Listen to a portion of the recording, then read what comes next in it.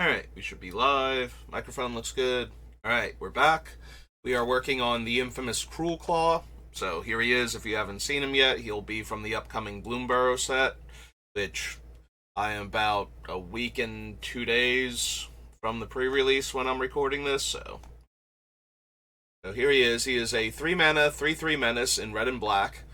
When he deals combat damage to a player, I exile cards from the top of my library until I exile a non-land card, and I may cast that card by discarding a card from my hand instead of paying the casting cost.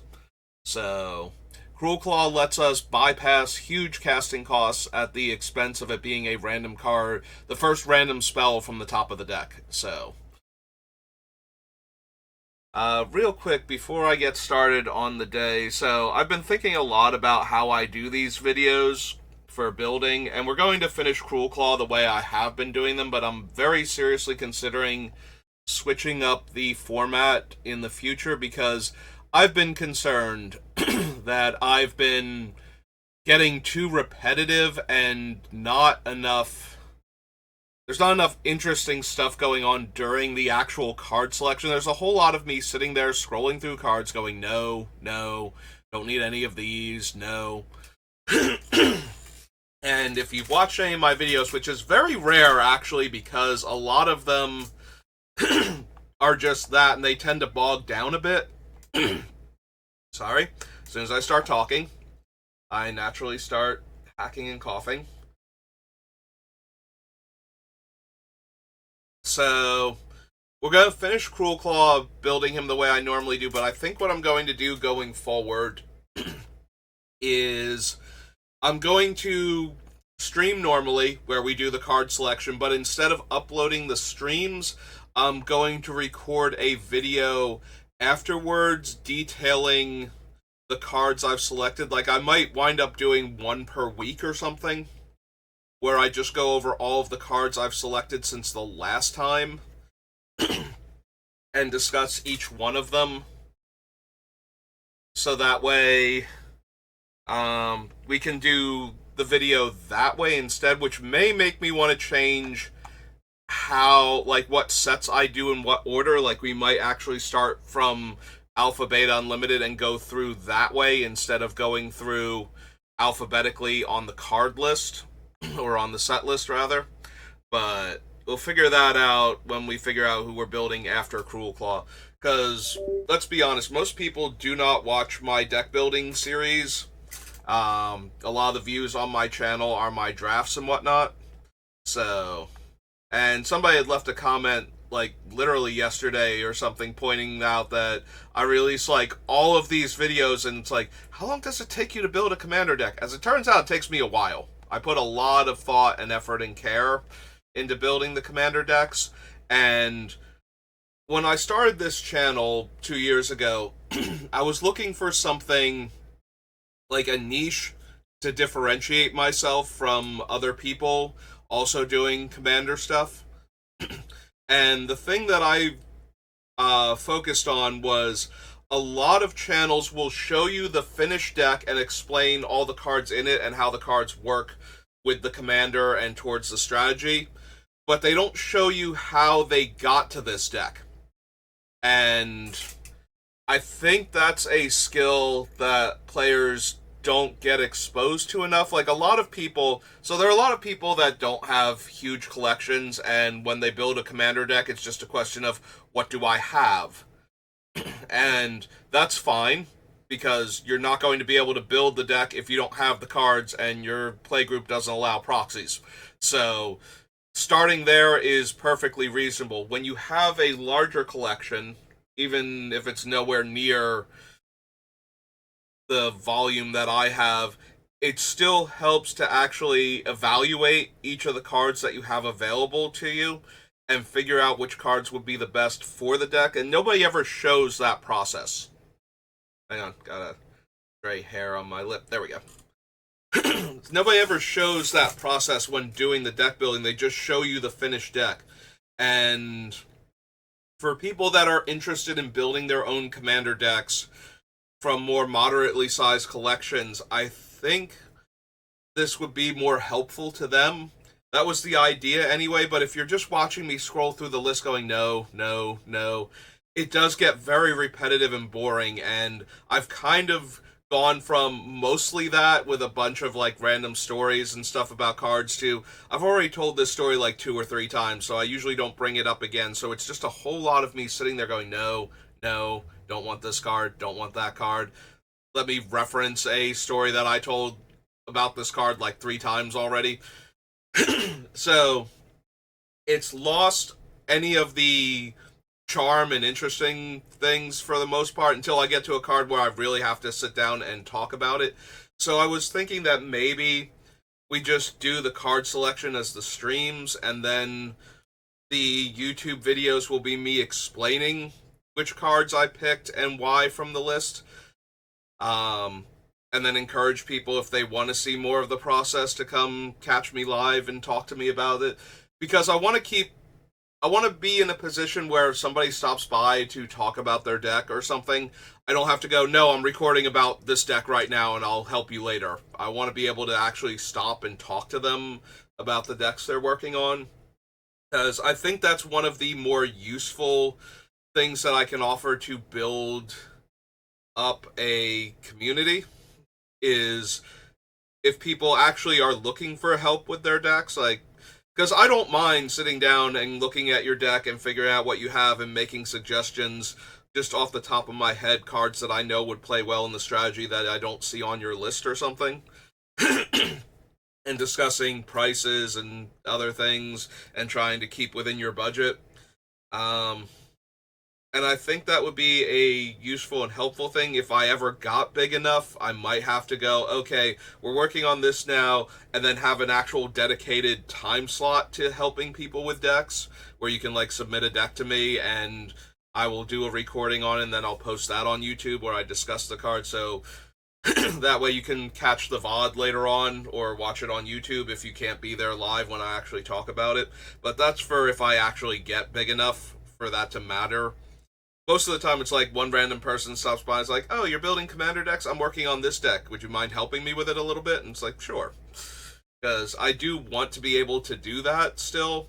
And I feel like if I try and just do the highlights as a recording, but I try and do that on Twitch instead, then somebody's going to come in and ask for help, and I won't be able to just stop what I'm doing and help them because I have to finish the video, so I might just record those afterwards. Anyway, that's what I'm thinking about doing, which we're starting with like part 6 where I'm bringing this up, so if you do watch this and you got through this part, let me know what you think. Like, by all means, send me a whisper, leave a comment in the YouTube video. But that's what I'm thinking about doing going forward. But we've already started Cruelclaw, and I think I'm going to finish him out the way I have been. And then whoever we wind up building after him, we'll start with the new format. But yeah, so that's going to be what I'm thinking about doing going forward. So we finished with Future Sight last time, and that brings us to the Game Nights collection. So there are only 2 unique mythics in each Game Night set, and the rest of the cards in the set are reprints. So 6 mana, 5/4 Goblin Mutant enters the battlefield. Create a number of 1/1 goblins equal the number of opponents you have, and 4 tap. If a source would deal damage to an opponent this turn, it deals double that damage to that player instead. Not really anything we're looking for. And the black one is return up to X zombie cards. Yeah. We're not a zombie themed deck, so our ability to use Rot Hulk is severely diminished. Alright, so that's Game Nights number 1. That's 2 Game Nights number 2 for 2019 edition.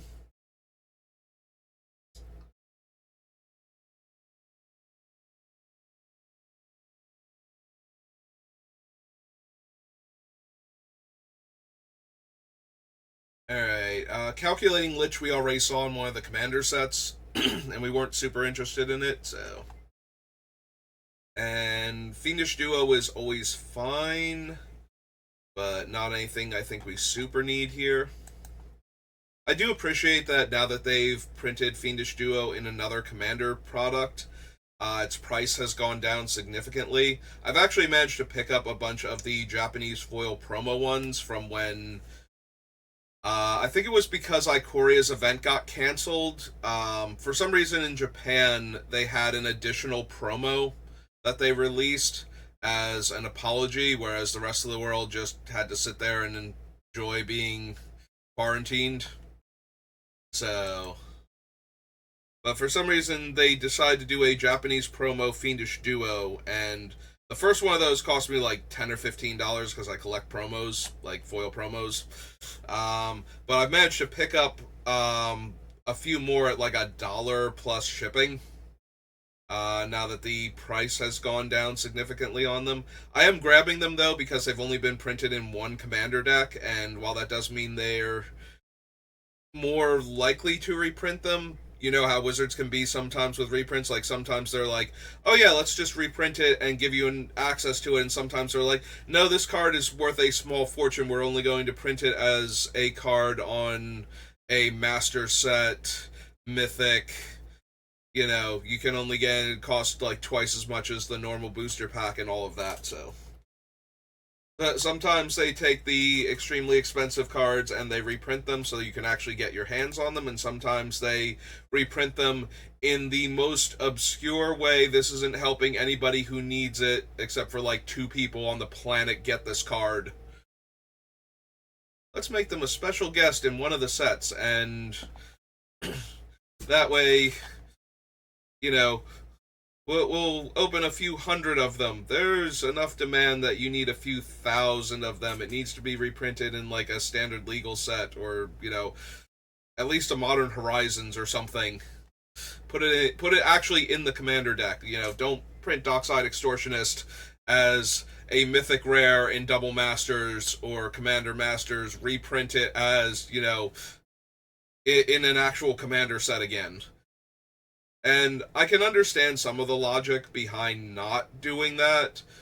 So, the biggest problem with printing a super expensive card that's not on the reserve list in, like, a commander deck or something is that if the commander deck has a card that is worth more than the entire commander deck, that thing will fly off shelves so fast that the people that would be able to finally buy the commander deck and actually have a physical copy of that card. Let's say they put Dockside Extortionist in a commander deck and sold it for like $40 when Dockside Extortionist is like, I think he's like 70 or 80 or some crazy number like that. So he's literally worth like twice the deck. So there are going to be a handful of retailers that will sell the deck for $40, or where you'll be able to buy the set of like 4 decks for like $120. So you'll be able to effectively get the card for the $40. Those are going to be the minority. Those are going to be like the people that sell tons of product online, where they don't have to jack up the price on the thing in order to make a profit, and like Walmart, if they get any in stock. And if you're going to buy them from Walmart, you need to be there the day they put them out on the shelves, because those things will disappear immediately. Assuming they actually make it out to the shelves and none of the Walmart employees are Magic players and don't grab dibs on one of the decks out of each box.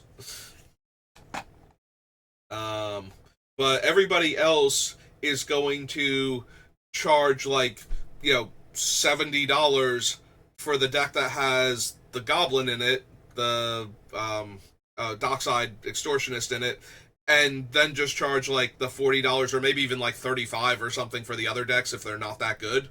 Because every time they order one of those things, they're going to immediately sell the Dockside one, and if the other 3 aren't good enough, then the Dockside one is going to be gone, and people are either going to be looking to buy all 4 decks like I am because I want the full set, and go somewhere else, or they're going to be like, that's not the one I really wanted to buy though.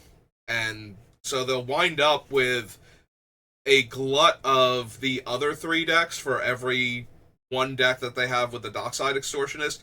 So this is why Wizards doesn't. That's one of the reasons why Wizards doesn't put the super expensive card in, is because it doesn't actually allow a lot of the people that want to get it at a reasonable price. It actually creates a situation where it looks like you would have been able to do it, and then you didn't get to do it. And unfortunately, that really is how it plays out with a lot of things. I've actually seen that on more than one occasion. The most recent one is actually the Eldrazi deck from Modern Horizons 3.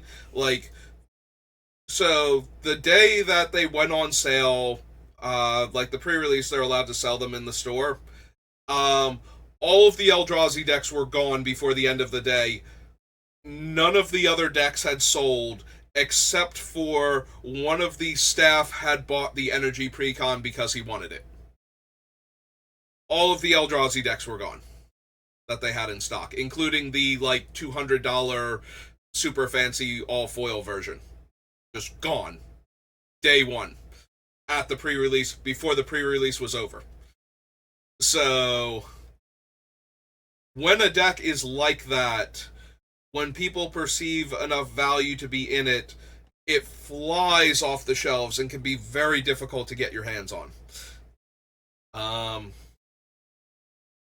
Whereas if they printed like, and if they do that with like all of the decks, you run into a situation like the Ikoria ones, where each one of the decks has one of the free spells, and even the Haze one that's not that good, there were still people that wanted it just in case they wanted to put it in a deck.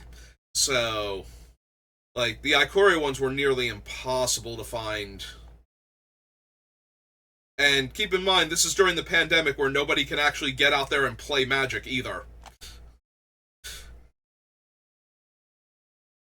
So, despite the fact that they were actually released, and once we were past like the initial, oh, nobody should go out at all, and now it's like, or only go out for essentials, like all those decks were still gone. So like they were very difficult to track down after that. Dragon spells cost one less to cast whenever if you control 3 or more dragons. Yeah, no.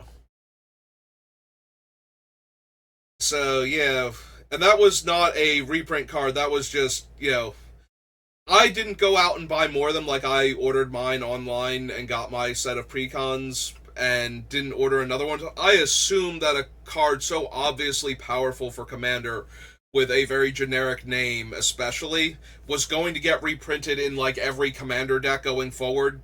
Like I kind of looked at them like Arcane Signet, where it's like, no, this should just literally be in every Commander deck. Like each time you release a set of Commander decks, there should be like one of each of these cards.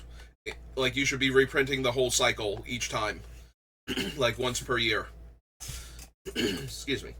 Whenever another creature dies during your turn, put a 1/1 counter on it. When it dies, draw cards equal number of counters on it. Yeah, not really what our deck is about. And boy, howdy was I wrong about that. I am glad that they at least reprinted them in Commander Master so that I was able to get like a $40 or $50 Fierce Guardianship, so I have a second one. Because I was getting really tired of writing Fierce Guardianship on like the helper card, like the modal double face card helper cards that I have stacks of that I use when I don't have my 6th or 7th or 12th copy of a card and it's going in all my Commander decks. Because I only have like 8 Sensei's Divining Tops and I have like 10 decks put together, and if you know me, you know that that math isn't working out at all, so. Alright, let's look at the 2 gift pack cards, the Vampire and the Phoenix, I believe. I keep brushing against the wire that connects my phone to charge in my computer. So the computer's like, oh hey, I'm detecting your phone again. Just wanted to let you know that with a little sound effect. When it dies, return to owner's hand. Meh. And destroy target creature and opponent controls and you gain 4 life. Yeah, we're not really a aristocrats deck, so we're not going to have ready ways to sacrifice this. Also, 6 mana, 4/4 lifelink, we can do better than that. Even if it does die to kill another creature. Alright, now we can do Gate Crash. So yeah, reprinting super expensive cards. Like, I understand not printing them all of the time in various products just to have that one part of the product fly off the shelves and the rest of it sit and rot. Um, and also to not create a situation where it's like, well, these commander decks had, like $120 worth of value in each of them, and then the next set doesn't have the reprints or reprints them again, and now they're not worth as much, and, all of a sudden everybody feels like they wasted all their money because now their collection isn't worth as much. Like, there is a real problem with that. Um, and I know it sounds like oh, boo-hoo, the players that have all these cards um, don't have their secondary market value anymore, but other players can play, except for the fact that the primary reason there is a secondary market is because people can get money for these cards, and it makes it worth it to spend the money to open the packs to get them in the first place. So that way you have them, and then you can sell and trade all of your extras as you accumulate them by, I don't know, playing drafts or opening more boxes because there's enough value in there and you don't have 4 of everything. So there does have to be some financial value to the cards in order to sell the product in the first place and to encourage people to open the product and get the singles out there so that they're available for people to buy. But if you let it get too out of hand, then you get things like Legacy and Vintage where there's no human being on the planet that has the money to play Magic and doesn't have the job that requires them to be there so much that they can't take, if you need a 6-figure income in order to play the format, or a very high 5-figure income in order to play the format, you're probably too busy most of the time to get out there to play Magic on the weekends. You probably have other priorities with your free time at that point. So it's one of those kind of catch-22s. Like, I've been playing for forever, so the amount of money I've spent on Magic, while still absolutely absurd, it was at least within my budget for the longest time. It's starting to get to the point where it's not even within my budget to maintain my collection anymore. Like, too many sets get released and the sets are way too expensive and there's too many unique commander decks, and I am just spending money constantly trying to tread water when I actually legitimately have everything up until this point. I'm missing like 4 cards from the past, year, and that's it. Up until Modern Horizons. Like, I have not actually... I bought 1 box of Modern Horizons finally, because I got it for under $220, and then the shipping and tax and everything brought it up to like $230, but, I'm waiting, I'm hoping that all of the Arena Direct people that won boxes in order to make money as opposed to winning boxes in order to open their boxes and have fun with Magic cards, start throwing those up on eBay, and we eventually get to the point where I can get a box under 200, but I'm only going to buy the 2, most likely, unless they really super tank, because normally I buy like 3 boxes of a set that when it comes out in order to make sure I have the full 4 of commons and uncommons, and usually that gives me all but anywhere between like 4 and 8 of the mythics and rares. Usually I'm missing like 4 cards after 3 boxes, but sometimes I get situations where, I get like 4 of the same mythic across 3 boxes, and between that and like my pre-release kits and any packs that I win when I used to be able to play Magic on a regular basis in paper. So usually I'm missing like 4 cards to complete the set. Sometimes less than that, sometimes more. But that's usually how it goes if you can get 3 boxes.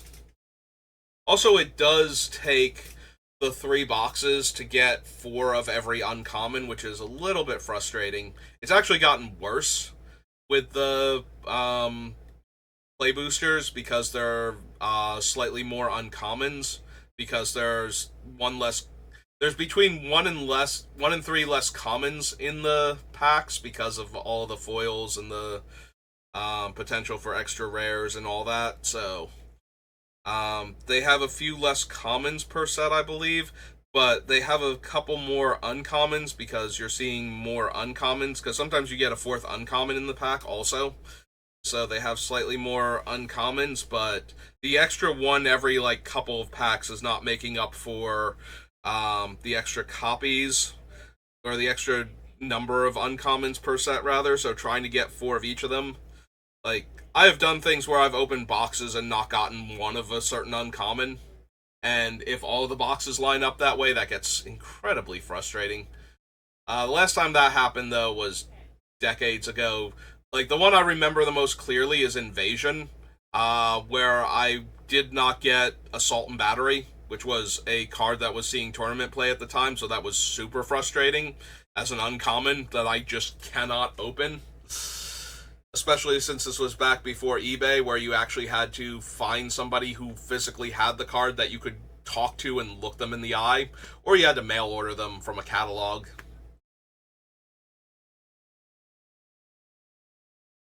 And because of shipping and whatnot, that was really not worth it for commons, or uncommons rather. Wasn't worth it for commons either, but definitely not for uncommons. Anyway, I've gotten rambly enough. Let's get back to actual deck building. There, I've talked and engaged, and things were interesting. Now we get back to the no. Yeah, we don't need, I don't think, the extort creatures. We already passed on the Pontiff. Contaminated ground, no. Corpse blockade, crackling perimeter, cryptghast, no. No to dying wish. I don't need any of these battalion creatures. Put a blaze counter on it, remove it, deal 5 damage to any target. Nope.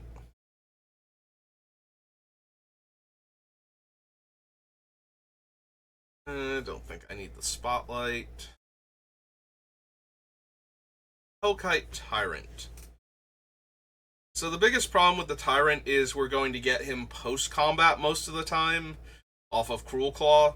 So it will be in play for a full turn cycle where everybody who's sitting on a pile of treasures or important artifacts for their strategy knows that this thing is in play and has a turn cycle to deal with it before it like looks sideways at them and steals all their stuff. So probably not.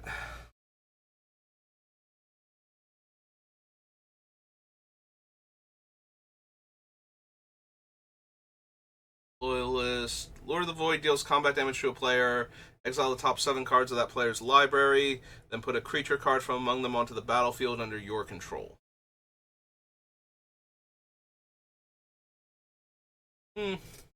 Again, it's one of those things that's going to be in play for a full turn cycle before we actually get to do anything with it, so. Yeah, I'm way more interested in strong comes into play effects, dies effects, anything like that, where if we hit it post-combat, like, the Molten Primordial is not going to help because we're going to steal our opponent's stuff after we've already hit them with Cruelclaw in the ideal situation. And if the card is bad in the ideal situation, I don't really want it in the deck. I would rather have a card that's great in the ideal situation and not terrible otherwise, as opposed to a card that is better outside of doing the really cool thing. Sepulchre Primordial is kind of in a middle ground there. Like we get to cast it, get its comes into play effect, steal stuff from our opponent's graveyards, and ideally get their comes into play effects or their value, however it works. You know, their continuous effect, whatever it is that would benefit us. And then if they all die because I've now filled my board with giant angry creatures, you know, that happens. I still don't think I want Sepulchre Primordial because of that. Also, it can't reanimate from our graveyard, which is a thing I want to be able to do. I want all of my reanimation spells to be able to hit our graveyard, ideally, since we're going to be discarding, like, huge, cool creatures for Cruelclaw's effect. to pay for the spell that we're casting. Jack, you made it. Congratulations.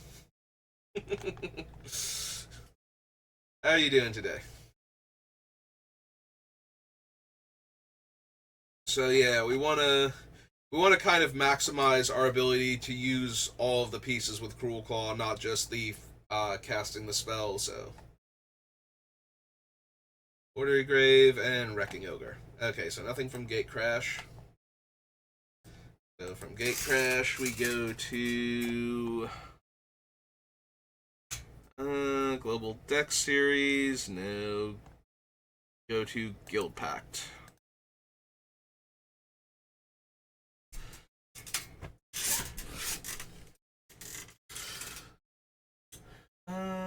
Mono blue deck.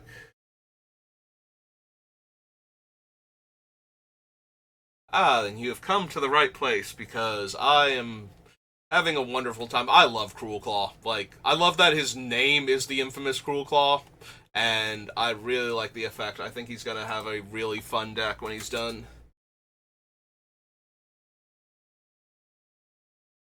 Like, he just reads so well. Like, free spells, discard setup. I love being able to turn his air quotes cost into another advantage that he's going to give us, so I'm very excited for him. Yeah, I don't need the Living Inferno. I don't think we need the ley lines.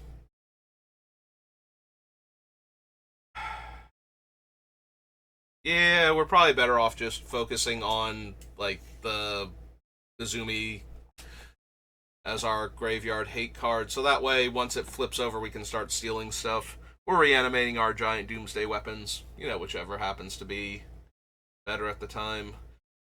I think I'm okay with leaving our opponents with graveyards because I'm planning on running reanimator effects, so I'd rather do targeted removal than mass removal.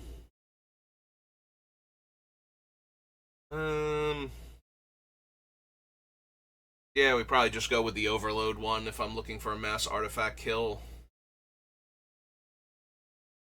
Bloodthirst 3 from your graveyard to your hand. Meh. Skeletal Vampire. Gains Fear, no. And no. Okay.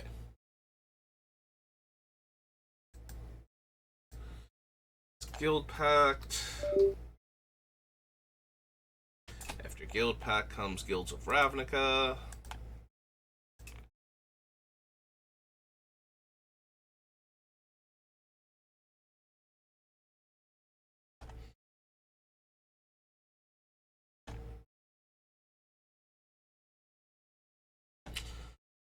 Don't you sass me like that. Give me the Guilds of Ravnica cards. Gather. Thank you. Yeah, not planning on running enough instants and sorceries for Arclight Phoenix. Sorry, Mr. Phoenix. Also, as I proved yesterday, decks that revolve around Arclight Phoenix just never seem to work out for me. To the point where I wonder if they work out for anybody. Or if it's just one of those, everybody agrees it's a legitimate deck, but, it doesn't really do the thing for everybody, so. Yeah, they did the Explorer precons for Midweek Magic, and Arclight Phoenix was one of the decks where it's like, this feels terribly positioned. Not as bad as the one where it's whatever the vintage equivalent on Arena is, where every card is legal and just restricted. And it's like, you can play Arclight Phoenix. I'm like, cool. Well, this deck I'm playing against has Orcish Bowmaster. That seems like a terrible matchup. And then I look, and literally every other deck besides the Arclight Phoenix deck includes black and Orcish Bowmaster. I'm like, okay, I don't see how this deck functions if the entire rest of the field hates it this bad. Like, this just seems unnecessary. Glaive of the Guild Pact. Goblin Crater Maker. Gravitic Punch, no. Deals 1 damage to target creature, no. Oh, we can do way better. No. Deals 1 damage to target opponent for each creature card in your graveyard. Yeah, it's still only like 5-6 points of damage. I feel like. Sometimes, on rare occasions, more, and sometimes less, but I feel like once my graveyard gets that stocked and I'm not pulling things out of it, somebody's going to exile my graveyard just, on the auspices that I'm going to draw and animate dead or reanimate at some point in time. And they should probably get rid of my graveyard real quick. And nothing else. Okay. So that's Guilds of Ravnica.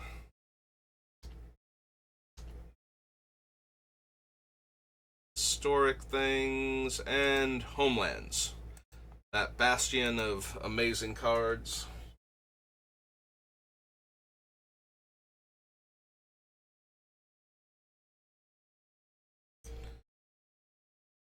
Oh, no. Choose a creature type, don't untap. A Baron Sangir, no. The Black Carriage. Old Chandler. Nope. Yeah, I don't need Grandmother Sangir. Or the Greater Werewolf. Vision Shade. Need Arini for anything. Eldraine. Nope. Okay. Well, no Homelands cards again. Us to Hour of Devastation.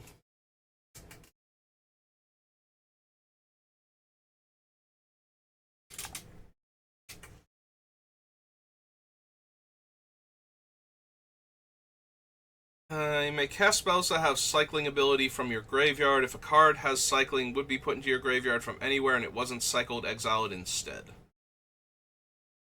Yeah, I don't think so. Equal the number of cards in your graveyard. Give your upkeep, tap it unless you sacrifice another creature. Nope. I don't really need Amit Eternal, I don't think. Blur of Blades, Bantu's Last Reckoning. No. Beats. Deals 3 damage to each other creature. Nope. Crash through. Enra. Don't need the deserts. Deals combat damage to a player. That player discards that many cards and has Eternalize. Alright, I didn't want the unearthed creatures because they only get 1 more bite at anything, but would I be interested in the Eternalized creatures?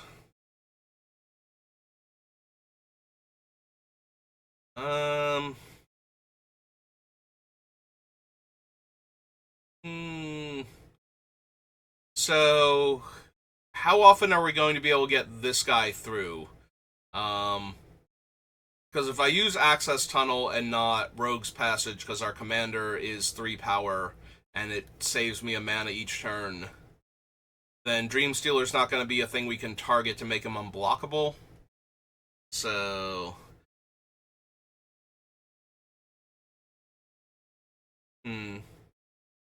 I guess out of all of them, Dreamstealer is one of the more likely ones.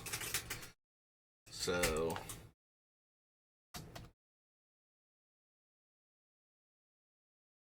Dreamstealer is... 2 and a black for a human wizard. 2...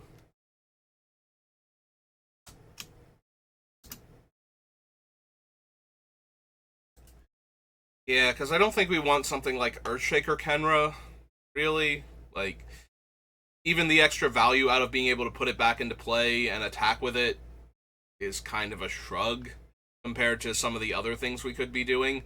But if we get this thing back in play and it actually hits somebody, like, it's an actual threat that they need to concern themselves with. They can't risk getting hit by that and losing their entire hand, more or less, or like a good chunk of their hand to this random 4/4. So, on that note, do I want God Pharaoh's Gift as a repeatable reanimator that's going to make 4/4 versions of my creatures? I'm going to add it to the list, and then we're going to see if I actually do want that effect. Because the problem with the God Pharaoh's Gift is, once it's actually started doing its thing, we lose out on any value from other reanimator effects because we've already exiled the better card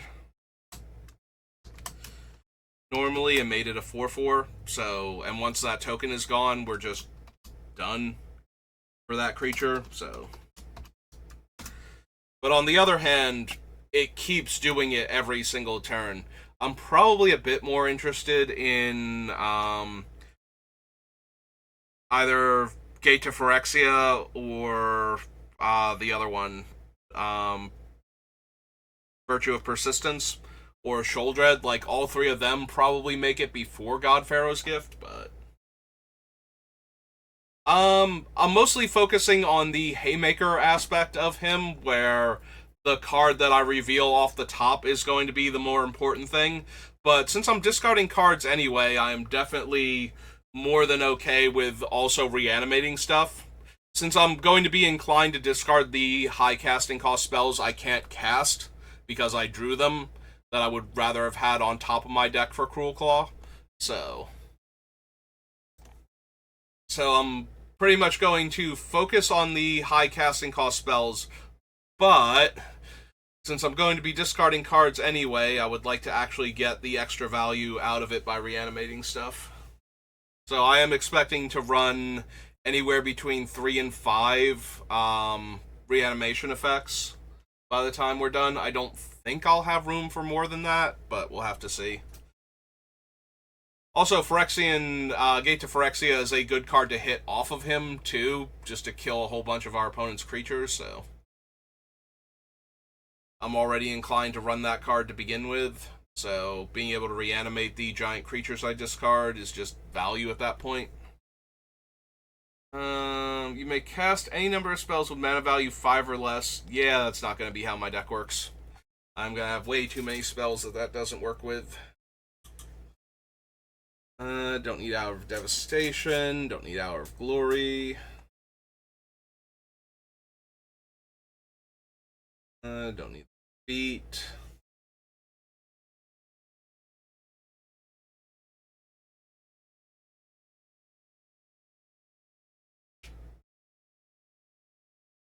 I'm blanking super hard on Leashling.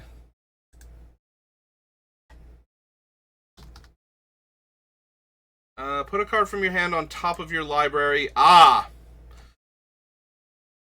Yeah, we haven't gotten to Ravnica yet. That is true. I was thinking one of the sad things about Cruelclaw is that he doesn't have access to many, like, Brainstorm type of effects.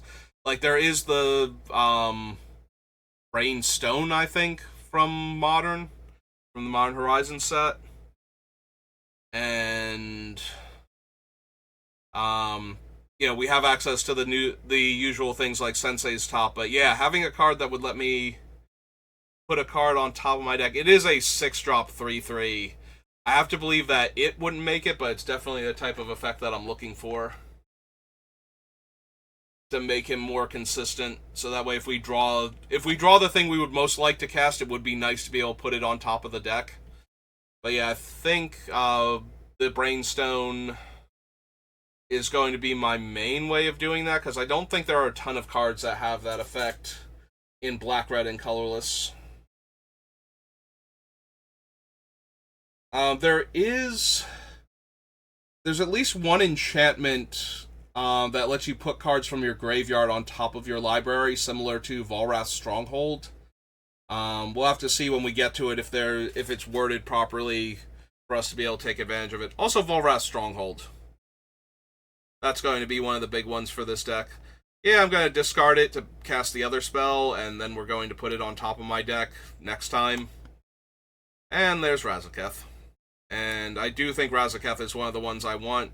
We're not going to have a ton of creatures to sacrifice to him, but he's already a giant doomsday weapon in and of himself, and being able to tutor the card we most need at the time is way better than not having this as an option. Also, I can use it if somebody's going to, kill all of our creatures. That way I can rebuild faster. Good news, Razaketh. I think you have a very high chance of actually making it into the deck this time. Like, I don't want to jinx it. I've put you on, 5 lists now because you're incredibly powerful, and then we get to the part where it's like, yeah, but you're not the best fit for the deck, so... Don't need the right, though. Sand Strangler. Scour. Scrounger. The Scorpion God. Put a -1/-1 counter on it. Or whenever creature with a -1/-1 counter dies, draw a card. Spend the mana, put the counter on it. And dies, return to owner's hand at the beginning of the next end step. Aside from the one demon, Archfiend of Ifnir, really don't have enough -1/-1 counters going around, I don't think. So probably not. And Torment of Hailfire is an X spell. Okay. It's hour. After hour comes Ice Age.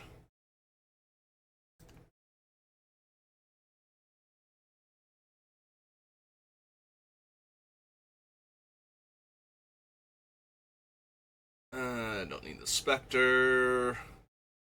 Aggression. Good old Anarchy. Hydra, no. Brand of Ill Omen. Old Chaos Lord.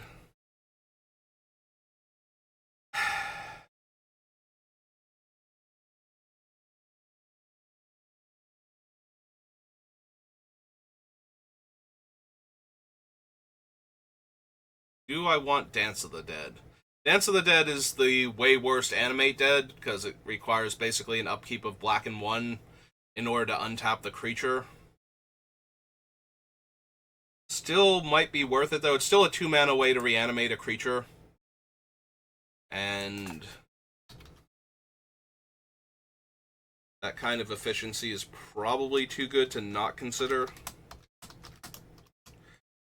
Like, we're definitely running Animate Dead and Reanimate over it, but that doesn't mean it might not also make the list.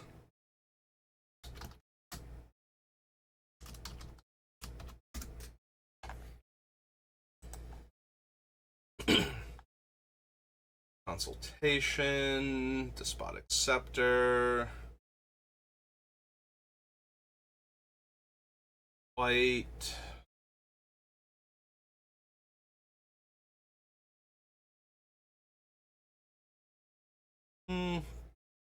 Do we want Fire Covenant?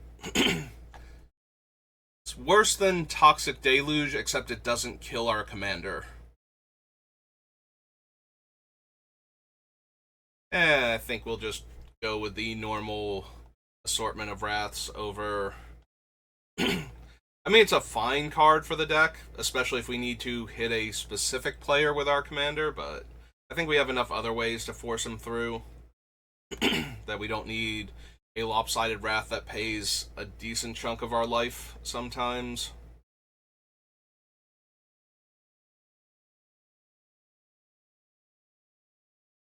Ice Cauldron, Infernal Darkness, Infernal Denizen.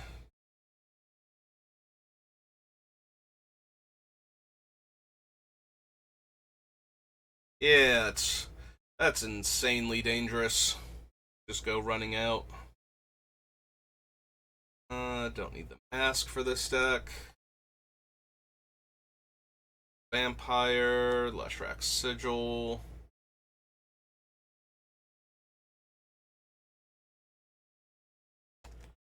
Nope.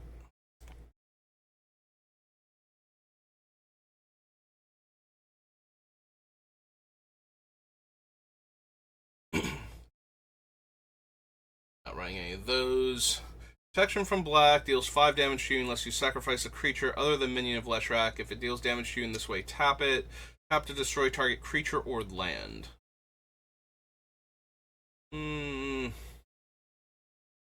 Yeah, we just don't have the fodder for these Lord of the Pit style, I'm going to eat a creature every turn demons.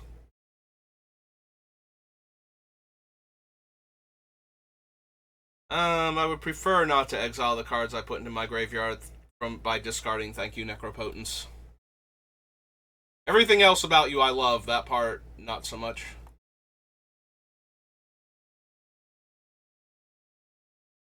Don't need Pox for anything.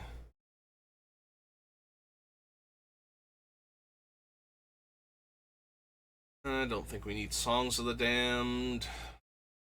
Each artifact or creature in target opponent's graveyard, add colorless and gain 1 life. No. Stench of Evil, Stromgold Cabal.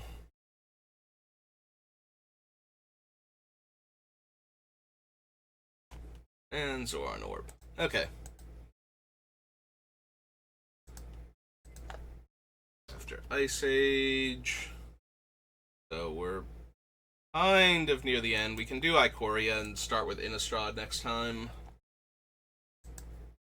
We'll do Ikoria first. I think we call it there. Don't need the Bastion. Blitzleech, no. Boot Nipper. Poacher. Mutates. Each opponent discards a card, sacrifices a creature. Don't think so.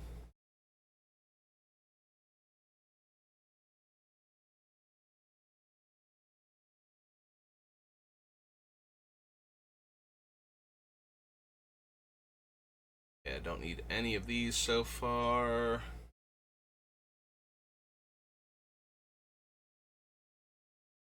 Nope.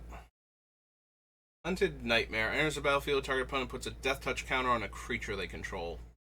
Eh. Insatiable Hemaphage. Creature you control with Menace becomes blocked. Defending player sacrifices a blocking creature. Creatures you control with Menace get +1/+0.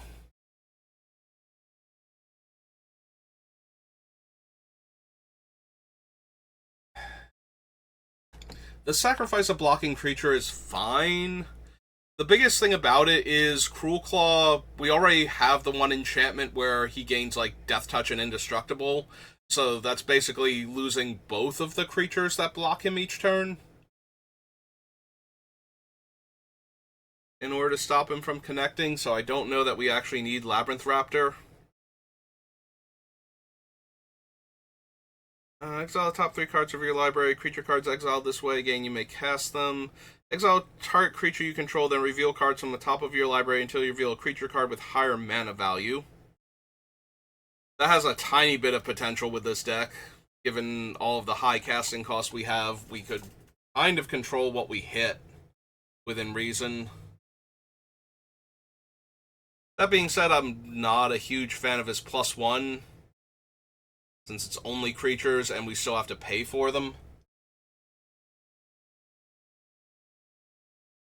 Can't run the Mythos. If a source you control with an odd mana value would deal damage. I almost definitely can't companion him. I have way too many 2s that I want to run that I can think of off the top of my head. Like, I don't want to lose Animate Dead, Dance of the Dead. Hang on. I had some other ones that were rattling around in there up until a second ago. Demonic Tutor. Yeah, I don't think we can companion him, but yeah, it's only doubling the damage our commander deals. And that kind of makes it even more discouraging for them to be hit by our commander. So That's not letting him get through. I would rather make our commander more awkward to block than punish them more for him getting through, because he's already punishing enough when he gets through.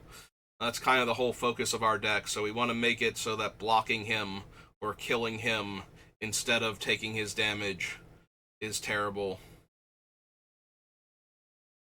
Alright, giving him Super Menace might be a thing. At the very least, it amuses me. So, Sonorous Howlbonder. Ikoria.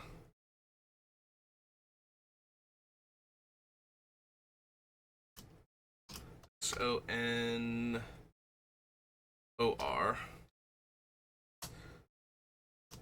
Howlbonder. This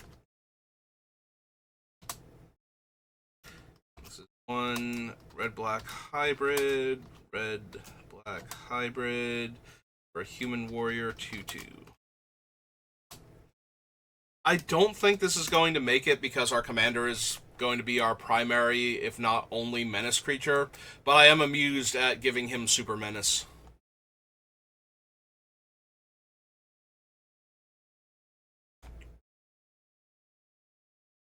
I don't need the Ozolith. Unpredictable Cyclone. Nope. Oh, there's Void Beckoner. Yeah, 8 mana, 8/8. Isn't exactly where I want to be. Cycle Yadaro, shuffle them into your library from your graveyard. If you cycled a card named Yadaro Wandering Monster 4 more times this game, put it onto the battlefield from the graveyard instead. Meh. Alright. Well, we're well into the hour mark, so even though I was rambling a bit at the beginning, we were still looking at cards at least, so I think we're going to count that as the full video, so yeah, that's going to do it for me for right now, so thank you for watching, and I will see you next time. And also thank you to Jack for stopping by again, and for giving us a few suggestions for the deck to look at. Alright, so yeah, that does it for me, and I will see you then. Have a good rest of your day.